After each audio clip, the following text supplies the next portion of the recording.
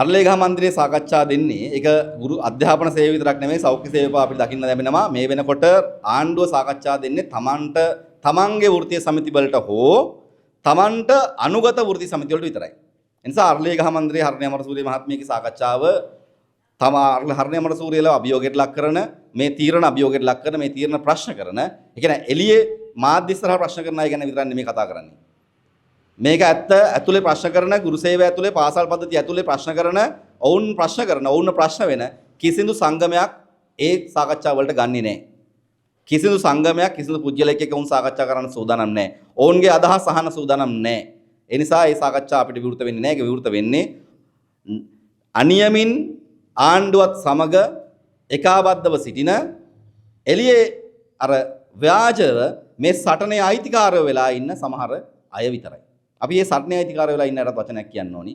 ඕක බොහෝම තුච්ච වැඩක්. ඕක බොහෝම තක්කඩි වැඩක්. ඒ තක්කඩි වැඩේ නවත්තලා අපි ඇත්ත ප්‍රශ්න විසඳන්න ඕනි. මේකේ උත්තරයක් තියෙනවා මෙන්න මෙහෙම. අධ්‍යාපන සභාව හදලා තියෙනවා. අධ්‍යාපන සභාව සහ අධ්‍යාපන ප්‍රතිසංස්කරණ පිළිබඳව කමිටුවක් හදලා තියෙනවා අධ්‍යාපන අමාත්‍යාංශයෙන්. ඒක ඇතුළේ ඉන්නේ ඔන්න ඔය සාකච්ඡාවට ගියපු කට්ටිය විතරයි. මොකද ඔය සාකච්ඡාවට ගියේ ආණ්ඩුවට විරුද්ධ වෙන්නේ නැති එළියට ඇවිල්ලා මොනවා කිව්වත් ඇතුළේදී විරුද්ධ වෙන්නේ නැති ආණ්ඩුව කරන වැඩේට අනියමින් සහයෝගය දක්වන අය විතරයි. ඒ නිසා අපිට ඔවුන් සමග සාකච්ඡාව ගැටුමක් නැහැ. නමුත් මේ කරන්නේ විදුහල්පති සේවයට, ගුරු සේවයට, පාසල් පද්ධතියට බරපතල විශාල හානියක් කියන එක තමයි තියෙන්නේ.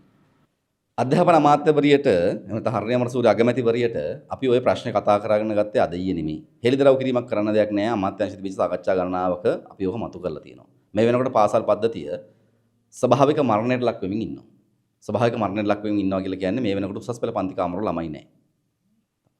සාමාන්‍ය පෙළ පන්ති කාමරේ දැන් ළමයි නැති වෙමින් ඉන්නවා. ඒකට හේතුවක් තමයි මේ ටියුෂන් වැඩේ. ඒ ටියුෂන් වැඩේ එහෙම වෙන්න හේතුව තමයි මේ වෙනකොට දෙමව්පියෝ හිතනවා ටියුෂන් ගියේ නැත්නම් විසඳුම මේකට උත්තරයක් හම්බෙන්නේ නැහැ කියලා. අපි පිළිගන්නවා පාසල් පද්ධතියේ යම් යම් අඩුපාඩුකම් තියෙන්න පුළුවන්. නැත්තේ නෑ. එතකොට අපි කරන්න ඕනි මොකක්ද? පාසල් පද්ධතියේ අඩුපාඩුකම් නිවැරදි කරමින් යන්න ඕනි. ඒ සඳහා වෙච්ච යෝජනාවන්, ඒ සඳහා වෙච්ච සාකච්ඡාවන් අපි නිතර කරලා තියෙනවා. හැබැයි කිසි දෙයකට සූදානම් නැහැ. එතකොට මේක කියවනේ මෙහෙම එකක්.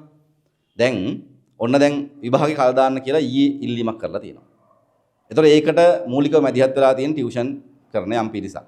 ටියුෂන් වල අපි ටියුෂන් වලට බයින් එකම නෙමෙයි වැඩේ තියෙන්නේ. නමුත් ටියුෂන් වලින් කරන්නේ පාසල් පද්ධතිය විනාශ වෙන එක. උදාහරණයක් ගන්න උදේ පාසල් කාලය තුල ටියුෂන් කරන එක නවත්තන්න කියලා චක්‍රලේඛයක් ගැහුවා මේ බස්නාහිර පළාත. කවුද ඒක ඉවර නැවැත්තුවේ? මහින්ද ජයසිංහ නියෝජ්‍ය අමාත්‍යවරයා, කම්කරු නියෝජ්‍ය අමාත්‍යවරයා බස්නාහිර පළාතෙන් ගහපු චක්‍රලේඛය හැකිලුවේ මහින්ද ජයසිංහ. ඒතකොට ටියුෂන් උදේවරුේ ටියුෂන් මේ වෙද්දි A level පන්ති වල දරුවෝ නැත්තේ උදේවරුේ ටියුෂන්. O level වල උදේවරුේ ටියුෂන්. මේ වෙද්දි හැදිලා තියෙනවා අයිඩියොලොජි එකක් හැදිලා තියෙනවා. ටියුෂන් ගිය නැත්තම් මේක කරගන්න බෑ කියලා. ටියුෂන් ගිය නැත්තම් කරගන්න බෑ නෙමෙයි. මේ අධික තරගයක් උදාහරණයක් ගන්නකො. ගුරු විභාගයට ටියුෂන් කොච්චර තිබුණාද? ගුරු විභාගයට ටියුෂන් දැන් ගුරුවරු වෙන්න අධ්‍යාපනධාරීන් විභාගෙ ලියද්දි ඇයි මේ ටියුෂන් වලින් හදනවා මේකට ආවේ නැත්තම් ගොඩ දාන්න බෑ කියලා. ඒ අයිඩියොලොජි එක දෙමාපියෝ ගාව තියෙනවා. ඒක ළමයි ගාව තියෙනවා. ඒක අදිනිශ්චය වෙලා තියෙනවා. ඊට පස්සේ ළමයි හිතනවා ඉස්කෝලේ යමු ගියත් ටියුෂන් එකෙන් කරයිද? මෙන්න මේක විසඳන්න පාසල් පන්ති කාමරයට දරුවා ගෙන්නන වැඩපිළිවෙලක් ඕනි. එවැනි වැඩපිළිවෙලක් අමාත්‍යාංශය තුල නැහැ. එවැනි වැඩපිළිවෙලක් සාකච්ඡා වෙන්නෙත් නැහැ. ඒ වෙනුවට බොරු බයිල ගහනවා දරුවා පාසලෙන් ඉවත් වෙන වැඩ මිසක් දරුවා පාසලට ගේන වැඩ ගැන කතා කරන්නේ නැහැ. පාසල් පද්ධතිය දවස ගානේ ගුරුවරු විදුහල්පතිවරු හැර යනවා. ඒකට උත්තරයක් නැහැ. මේ වෙද්දි රජයේ පාසල් වල ගත්තට පස්සේ ප්‍රධාන පෙළේ පාසල් ගත්තම බරපතල ගුරු හිඟයක් තියෙනවා.